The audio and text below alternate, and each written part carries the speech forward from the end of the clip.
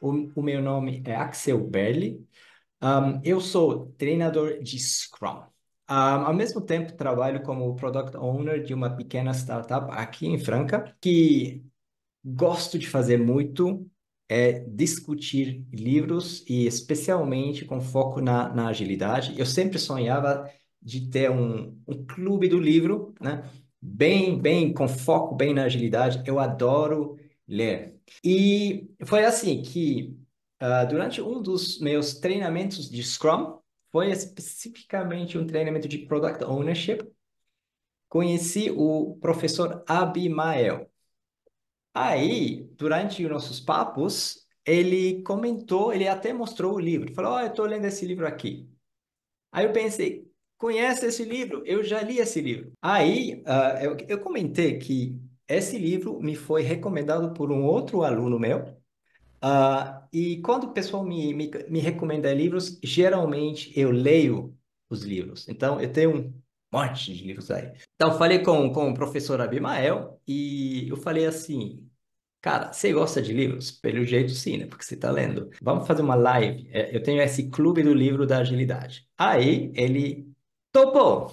Agora, antes de começar, então, eu só queria falar um pouquinho sobre o livro em si, aí eu já passo a palavra para o professor. É esse livro que a gente está debatendo.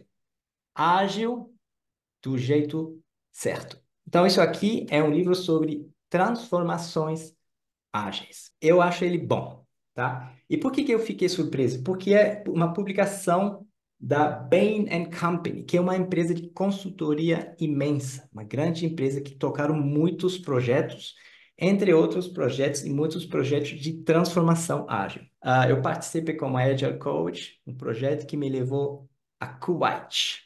Fiquei lá um tempo e eu falei surpreso porque foi um projeto terrível. Foi um exemplo de uma transformação que deu bem errado.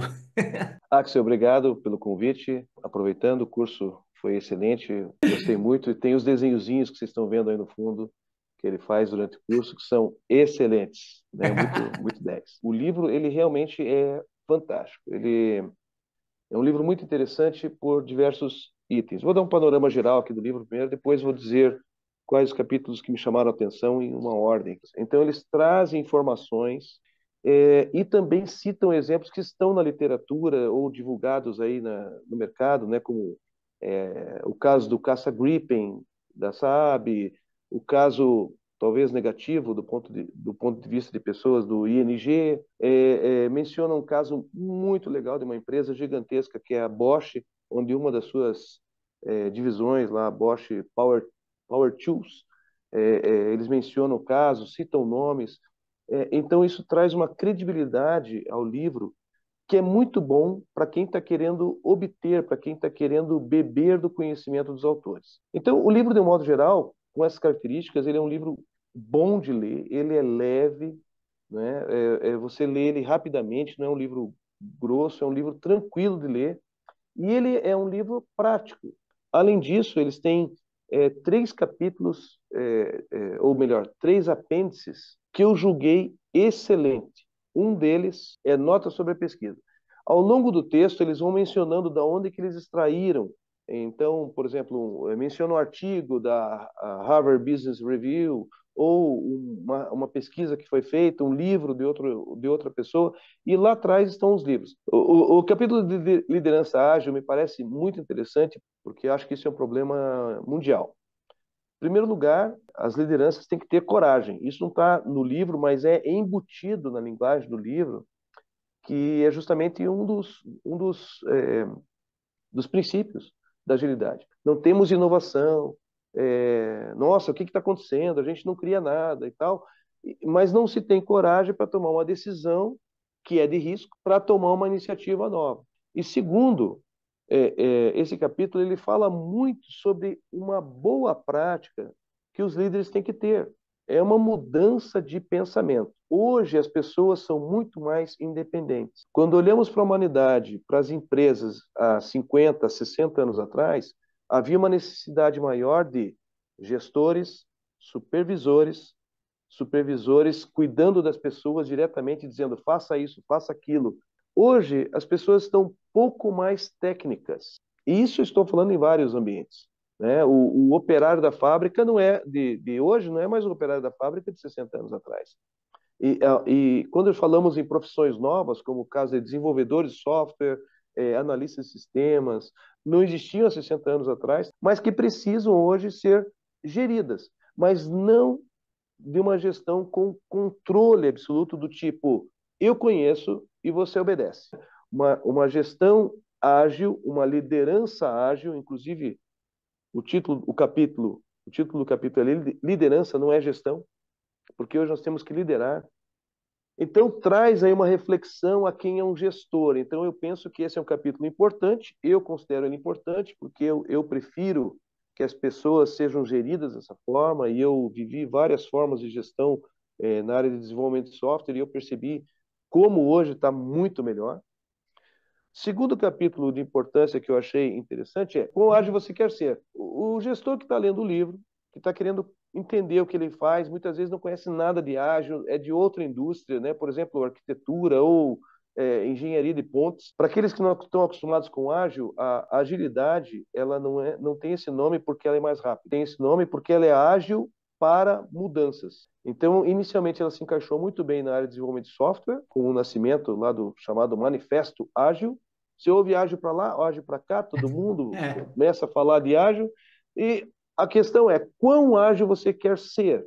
Porque, na verdade, partindo do que eu comentei anteriormente, você tem que ter coragem e você tem que mudar a sua cabeça, principalmente os gestores, para pensarem do modo de uma liderança ágil, que tem menos controle, que não tem microgestão, que as pessoas são mais autônomas, porém elas têm que dar resultado.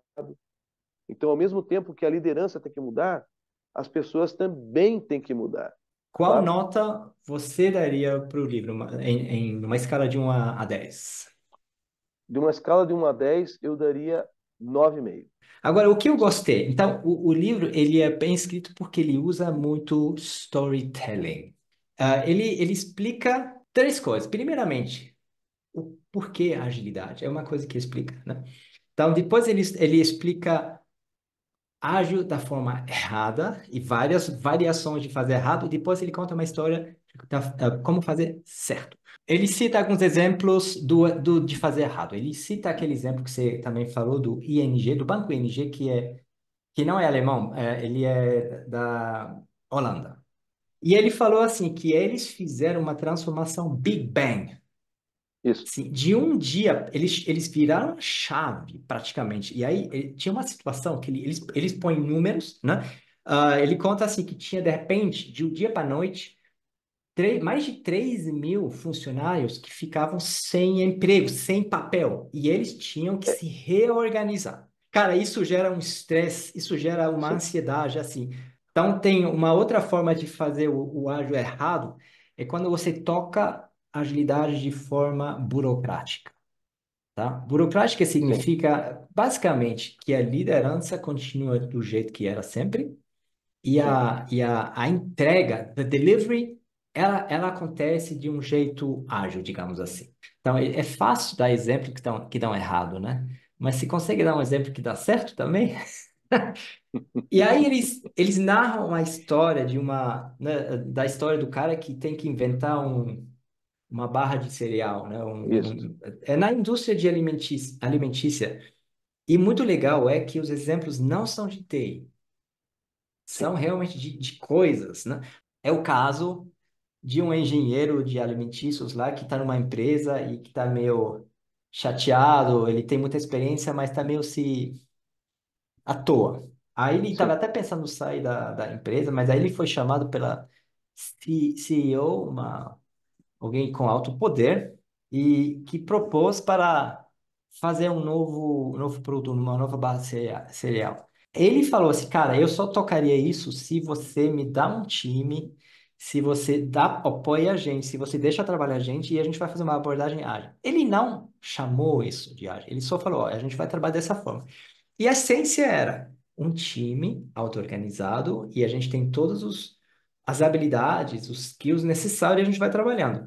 Aí ele falou, cara, normalmente, produto demoraria 24 meses para ser lançado. E eu te prometo 12 meses. E além disso, assim, o primeiro protótipo, então ele conseguiu um time to market muito menor.